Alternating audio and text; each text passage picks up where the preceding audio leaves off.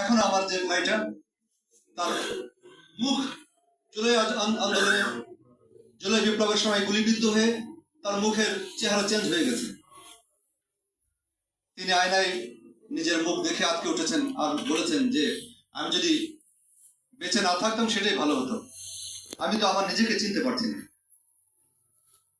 রিয়া গোপের মতো ছোট্ট শিশুকে আমরা হারিয়েছি। 1400 কথাটা আমরা বলছি, কিন্তু বাস্তব কি আসলে 1400? 15.5 বছরে আমরা যত সংখ্যক মানুষকে হারিয়েছি, judicial killing, extra judicial killing, enforced disappearance, যত ধরনের কিলিং হয়েছে তার যে সমন্বিত সংখ্যা সেটা তো অনেক বেশি। যে পরিমাণ মানুষ হানির শিকার হয়েছে তাদের সংখ্যা তো অনেক বেশি। এই সকল মানুষের যে প্ল্যাটফর্ম বা এই সমস্ত মানুষের সত্যিকার অর্থে স্বস্তি নিয়ে এসে দেওয়ার জন্য যত সামান্য অগ্রগতি যেটা হয়েছিল জাতীয় মানবাধিকার কমিশন, সেই আইনটাকে আপনি একটু লজ্জিত বোধ করলেন না? সেটাকে রিপিল করে সেই পলাতক স্বৈরাচারের সেই আইনে ফিরে যেতে এবং এটার পক্ষেও আপনি যুক্তি দেন। মানুষকে আপনি এতটাই বোকা ভাবেন? ঘর পড়া গরু হিসেবে আমি আতঙ্কিত।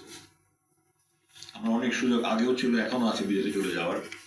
আমি দেশ, এই মাটি, এই মানুষকে ভালোবাসি, প্রকৃতি, আকাশ বাতাস ভালোবাসি এবং এই দেশের জন্য আমার জীবন দেওয়ার প্রতিশ্রুতি দিয়ে আমি সেনাবাহিনীতে কাজ করেছি 30 বছর।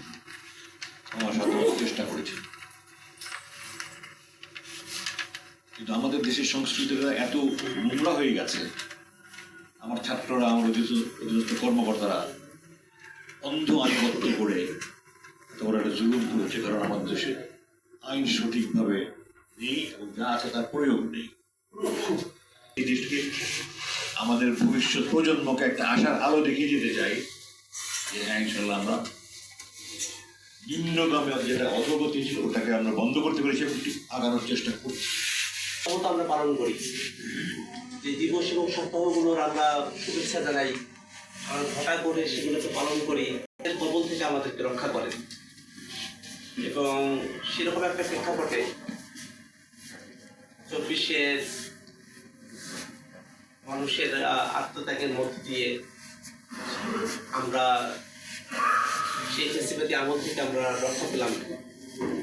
তারপর একটা ইন্টারিমের সময়কাল গেল, সেই সময়টাতে এই গুম নিরোধ করার জন্য একটা অধ্যাদেশ প্রণয়ন করা হলো, মানবাধিকার কমিশনের জন্য একটা অধ্যাদেশ প্রণয়ন করা হলো, বাংলাদেশের বিচার বিভাগের জন্য কিছু অধ্যাদেশ, অর্থাৎ সুপ্রিম কোর্ট সচিবালয়ের জন্য কিছু অধ্যাদেশ এখানে বাতিল করে দেওয়া হলো। ওই সময়টাতে সংসদের মধ্যে সরকার দলের তরফ থেকে বারংবার একটা কথা বলা হয়েছিল যে অধিকতর যাচাই বাছাই করে তারা আবার আইনগুলোকে নিয়ে আসবে। কিন্তু যে ধরনের ঘোষণার কথা আমরা শুনছি, এই গুম বিষয়ক যে অধ্যাদেশ বা আইনের বিষয়ে, মানবাধিকার কমিশনের বিষয়ে, আইনের বিষয়ে যে অধ্যাদেশগুলোর বিষয়ে আমরা শুনতে পাচ্ছি, যদিও সেগুলো এখনো পর্যন্ত টেবিলে আসে নাই, কিন্তু যে কোনো সময় সেগুলোকে টেবিলে নিয়ে আসা হবে এবং আমরা হয়তো খুব বেশি সময় পাবো না। কেন এই কথাটা বলছি? কারণ আদতে আমরা যারা আইন প্রণেতা, কিন্তু বিরোধী দলের আইন প্রণেতা, আমাদের কিছু